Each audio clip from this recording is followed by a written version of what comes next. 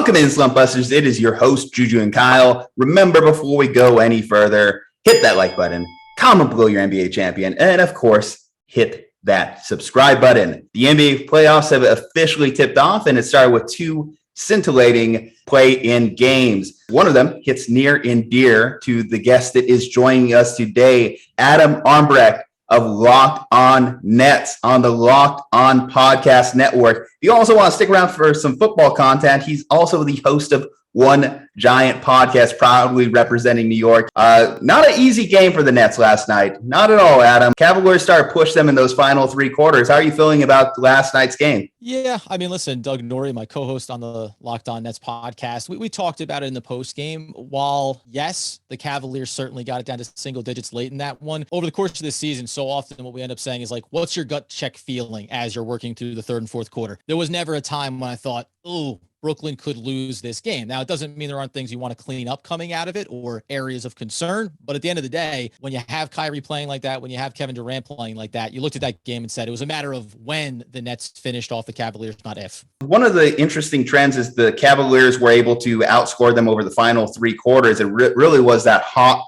start that the Nets got off to. Obviously, Kyrie going 12 for 12 out the gate was huge and gained them out to that early lead there. Do you think that that's a sustainable format for them heading through the playoffs, for them to kind of have these highs and lows, these ebbs and flows in games? Yeah, I mean, Kevin Durant and Kyrie Irving went on the court together to kind of take a your turn, my turn mentality, not just from a possession to possession basis, but also on a game to game basis. The interesting thing that we've seen specifically to Kevin Durant since the James Harden trade has been that his assists per game have gone up over the last 2 months, 7.3, then up to 8.4, finished the season with 6.5 assists per game, a career high for him. There's a new facet to Kevin Durant's game, and that goes hand in hand with the players they brought in the James Harden trade and adding Dragic, obviously, in the buyout market. But what it affords you to do is to say, Kyrie Irving, you can get fully into your offensive scoring bag, and now Kevin Durant takes on a more multifaceted role for this team, something that he hasn't always done in his career, or even for Brooklyn.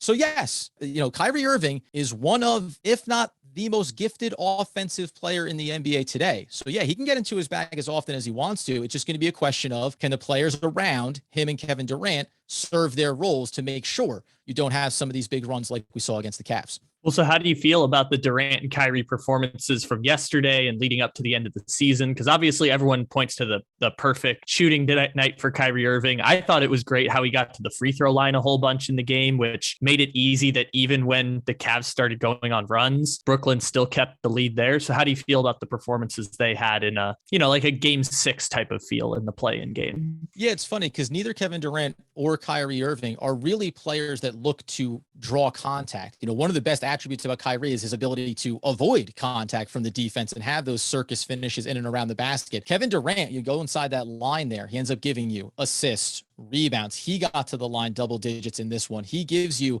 a very balanced stat sheet. One of the things down the stretch, the Nets won their last 4 games of the season to make sure they got that 7th seed in the play-in and had that home court advantage, was that Kyrie was struggling a little bit from the field. Now he observes Ramadan, which means fasting throughout the day and into the evening. So there's an impact there from him. There's also the ramping up and playing on a night in, night out basis after coming back, just 29 games played this season. So there are these little wrinkles that you're looking at and saying, can they do this every single game over the course of a series? Kevin Durant can do that, because what Kevin Durant did in the Cavs game and what we've seen from him late in the year was, you tell me when do I need to step up, get to my spot, and his spot is anywhere on the court, and knock down a few shots to really put away a team. That's exactly what he did against the Cavs. Kyrie Irving, like any pure scorers, you can have some of these ups and downs. The question will become Seth Curry, who had an absolutely quiet 34-minute performance. You didn't have Dragic really because he was coming back from the protocols. These are the couple of players offensively that'll just need to toe the line when Kyrie takes the first quarter to get into rhythm, when he doesn't go 12 for 12 to start a game. But these are superstar players. This is exactly what you expect them to do. We said in the postgame, if the Nets and specifically Kevin Durant and Kyrie Irving didn't do exactly what they did in that game, didn't give you those performances, even if they won, you'd be saying, boy, this is a concern going into the series against Boston. Instead, they remind you how good they are, and it's what gives you confidence going into this matchup with the Celtics. Now, obviously, the Nets are one of the most polarizing teams I've ever seen. The lowest seeded NBA team to ever win a championship was the 1995 Rockets as a 6th seed. Obviously, the Nets now coming in as a 7 seed.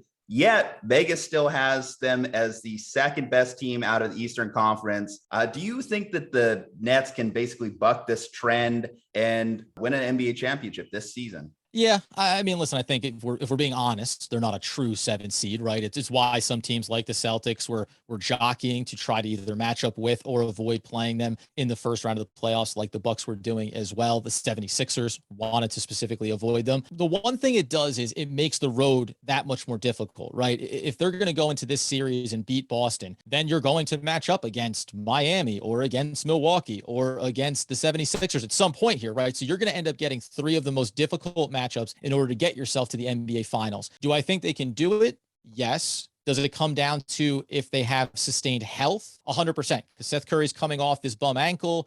Going to have 4 days of rest here before the series starts. Again, Dragic had protocols. Just making sure that everybody is able to give everything that they have, which we've seen from guys like Bruce Brown, guys like Nicholas Claxton. That's what's key. To say nothing of the speculation around Ben Simmons and what that would mean for their chances. But when you come into a series against Boston, started out with actually the Nets being favored before going slightly into Boston's direction, mostly because they have 4 home games in the series. That's, I think, indicative of where this seed is in terms of the ability to move through the playoffs. You don't see 7 and 8 seeds being even money or odds on favorites to win a first round matchup. So let's talk about Ben Simmons a little bit now, because according to Jeff Goodman, it looks like there's a chance Ben Simmons plays game 1 in Boston on, it's either Saturday or Sunday. I'm not sure which day it is. Sunday afternoon. Yeah. If that's the case, how are you feeling about that? I think that adding Ben Simmons can't possibly be a negative, and so it should improve Brooklyn's chances in some capacity, even if we haven't seen Ben Simmons since the infamous Game 7 versus the Hawks at this point. How are you feeling about seeing him play for the Brooklyn Nets, possibly here in the first round? Yeah, we've reserved expectations around that. I mean, you can go back over the last month and a half and hear the speculation, the what could be. He's ramping up. He's on the court. He's doing one-on-one drills. He hasn't touched a basketball. He's playing 5-on-5. His back, he's getting epidurals and he's getting shots and he's not going to be able to play at all. Like, all of these things have swung the pendulum so violently leading up to the playoffs. We don't set a high bar of saying game 1, he's out there on the court. Now, if at any point he can step on the court for Brooklyn, the first thing that you can, I think, comfortably set the expectations for are defensively. Now he's 6'11". We know he can guard every single position. That takes something off of Kevin Durant's plate. It takes an assignment at the guard spot off of Kyrie Irving's plate, and then just the defensive presence that he provides to you. So that's the first thing that I think he can automatically contribute, regardless of how much the minute shares are, whether it's 10 to 15, which I think would be the reasonable expectation, or something more than that. Offensively, and you saw a little bit of this in the Cavs game too, Bruce Brown has become an all-around player for the Brooklyn Nets over the second half of this season, since the trade, essentially. And one of the things that they did was put that ball in his hands and allow him to make the secondary and third reads, find open looks for guys like Nick Claxton, get it back out to the stars. That's what Ben Simmons can do. He is a table setter on the offensive end. So to say nothing about whether or not he can be running the floor on fast breaks and getting at the rim and worrying about if his shot is good or not and what happens at the foul line, he can do that at a minimum, and that will continue to open up and provide what the Nets tried to accomplish in the moves they made in the Harden trade: floor spacing and shooters around the stars to help them be as dangerous as possible. So, Kyrie Irving, Kevin Durant, Ben Simmons with Seth Curry and Goran Dragic or Bruce Brown, guys that can all shoot. That's all you want, is floor spacing and opportunities. And Ben Simmons, at the very least, has proven to be a high-level defensive player and a very adept facilitator on the offensive end. I agree with you that it could help in certain respects. I mean, obviously, huge gain to the Nets defense. But the last time we did see Ben Simmons, Hack-a-Ben was in full effect against the Atlanta Hawks. Regardless of how ready he is, can Steve Nash afford to have him in any closing lineups? That was one of Doc Rivers' big debates in that series last year. Yeah, and I think it's interesting just because from the health standpoint, right? If he was capable of going 25, 30 minutes, well, maybe the question is a little bit bigger.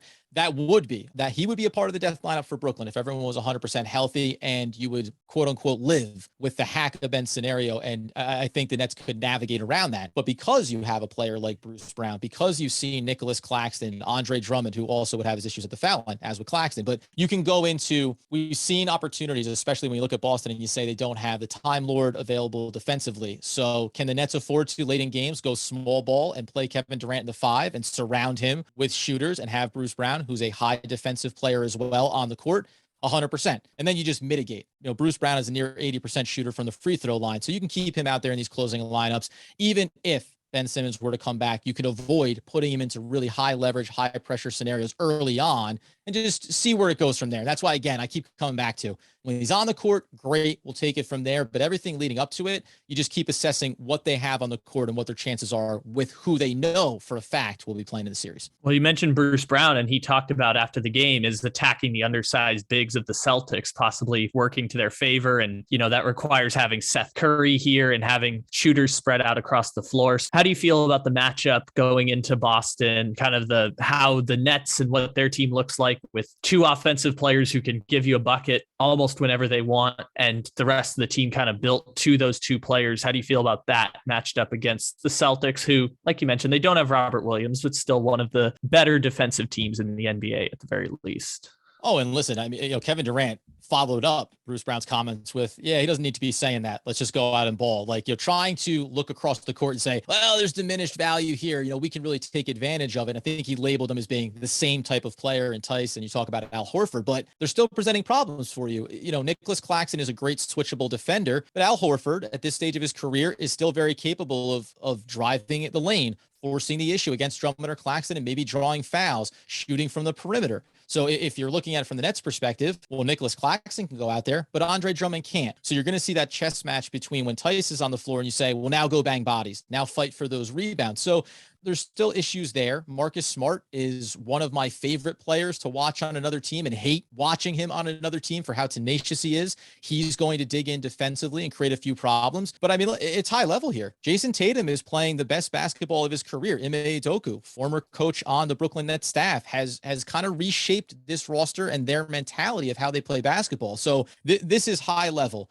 Jayson Tatum, Jaylen Brown, Kyrie Irving, Kevin Durant. What do those matchups look like on a possession-to-possession basis? And again, I think it comes down to how many possessions can you buy for Kevin Durant defensively where he's not taking on the Jayson Tatum challenge necessarily. Doesn't mean he won't. And Kevin Durant has shown he's playing at as high level defensively as he is offensively. But over a 7-game series, the Nets had to do everything down the stretch here to secure that play-in spot. You want to try to alleviate it. At the very least, Boston's 2 stars are the 2 younger players out of this group of 4, right? So you think that their legs are going to be as fresh as possible. It's going to be a good series. It really is. There's going to be challenges. I don't think that Jayson Tatum is a guy you go, oh, we'll shut him down or take him away. You're going to have to live with him and what he's getting for you. And it just comes down to me, exposing the secondary matchups. I mentioned how good Marcus Smart is defensively. He can be streaky on the offensive end. So how the Nets choose to work those matchups, the Goran Dragic kind of secondary battles. Will they use Smart against Seth Curry to take him out of rhythm? And then can a guy like Bruce Brown continue to shoot at a high level from the perimeter as he has down the stretch? There's a lot of kind of sub battles here that are going to kind of sway on a game-to-game basis what happens. Moment of truth, Adam. What is your prediction for the series? You always default to best players in the series, and I would say that the Brooklyn Nets have the 2, slide Jayson Tatum in between, Kevin Durant and Kyrie Irving. That's more than reasonable. I absolutely love his game, but I just think that the Nets do have the better tandem. Let's put it that way. And I think that they will get over this hump here. I'm mildly comfortable saying in 6. I will not be at all shocked if it takes 7 on the road in Boston to get this job done, because it's just Boston is too well coached of a team. They're too fundamental. And again, Brown and Tatum are just peaking in their careers at the perfect right moment here. This is not first round matchup from last year's playoffs. This is a different version of the Boston Celtics. It's going to be a battle and a test. And it may just come down to how does the series start and whether or not you steal that road game, right? How those games play out early in this series are really going to dictate who can win. But I'm going to take the Brooklyn Nets in 6 or 7. Kyle, what about you? Same boat. I would say 6 or 7 for the Nets to get it done, because Jayson Tatum can get you at least 1 game. That is very much a guarantee there. Jayson Tatum 100%. will get you 1 game in the series. I don't know which game, but he'll have a 45-pointer, and he can by himself beat the Brooklyn Nets, even on a good night from Kevin Durant. So you can have that working in your favor. Brooklyn, same case, like having Kevin Durant changes everything in the series, and that ability to give you a bucket whenever you need a bucket. Like, no disrespect to Jayson Tatum, like he does some of that too. It's just another level when we're talking about Kevin Durant, when you literally cannot guard Kevin Durant. We've been seeing that across like 10 to 11 years of basketball. He's just too long, too tall, and maybe one of the best scorers in the history of the NBA, if not the best scorer in the NBA, at least that I've seen in my lifetime. So props to Kevin Durant there. And by the way, I was throwing this extra stat because I was looking at it as the season was winding down. Kevin Durant went for his third highest career point total, just under 30. He went for his fourth highest field goal percentage this season. He went for his fifth highest in trips to the free throw line, career high 91% there. So in his 14th NBA season, Kevin Durant is doing some of his best work of his career and peaking at the right time. So it's a big matchup. It's a fun one though, man. It's going to be a really good series. This is what you want to start the playoffs. All right. It's clear that I'm going to be on an island here. And yes, Kevin Durant, yes, Kyrie Irving, these guys are incredibly hard to defend. But a lot of people think that the Celtics are a smoke and mirror act when it comes to this defense. No, they are a very well fundamental team. They always contest shots. They always keep in front. They're perfect on switching. And I think that that is going to be a big part of the series. Sometimes defending a shot against Kyrie and Kevin Durant isn't enough. You could have perfect defense on them and they'll still get their shots. But the fact that the Celtics are able to switch on guys so easily, it's going to make it hard for that third, fourth, fifth scorer in Brooklyn's lineup. Who's going to be that next guy that steps up? Is it going to be Seth Curry on that gimpy ankle? Is it going to be Ben Simmons coming off this injury? And then that comes into the offensive side for the Boston Celtics. Okay, Jayson Tatum, who's on him? How's that going to work? If Ben Simmons decides to go on him coming off a back injury, that might be a big point of arrogance for the Nets to insert a guy into a playoff run. And I think, and not necessarily you, Adam, not necessarily you, Kyle, but I think there's a certain level of arrogance in saying, we have KD, we have Kyrie, we're just going to roll past the Celtics. The Celtics are a good team. I know this is not a traditional second for 7 seed matchup, but there are reasons the Celtics were a 50-win second seed in the Eastern Conference, and that's because they have good players up and down their lineup. Yes, we can debate the order of the top 4 players in this series. Obviously, Kevin Durant is 1. I won't dispute that. Jayson Tatum to me is 2. Kyrie, Jaylen Brown. But when we start getting that 5th, 6th, 7th, 8th guy, 9th guy, 10th guy, and ranking each team's rosters, I think this is where the Celtics start to pull away a little bit. And that's why it's going to be a hard-fought series. It's going to be a series that has my heart beating out my chest most of the time. But I'm going to take my Boston Celtics in 7 games. It's going to be a tight one. This is a game you could told me was the Eastern Conference Finals, but we're going to get it in the first round, and I'm okay with it. But Adam, thank you so much for joining us, man. If you want to follow all of Adam's content, of course, at Locked On Nets. Easy enough there, at Locked On Nets. This entire week is going to be a good time to follow, as you know, there's going to be some back and forth, I'm sure. Thank you for joining us, man. Anything else you'd like to plug, pitch, throw it in here at the end? Oh, listen, you find me on Twitter. We're going to be having a great discussion on the podcast with John Karalis, who obviously covers the Boston Celtics extensively. So yeah, everything this week is gearing up for that series start on Sunday. No, man, you'll find me out there where you need me. Just to you, Juju, and to Kyle, man, appreciate coming on, having a great conversation. This is what it's about: NBA playoff basketball, and just starting to find those little nooks and crannies and seeing if your team can pull it out. Right. So a lot of fun. Appreciate it, guys. All right. Before opening tip, go ahead and follow this man, Juju Talk Sports. Kyle Ledbetter. Stay safe, happy, healthy. We'll see you next time.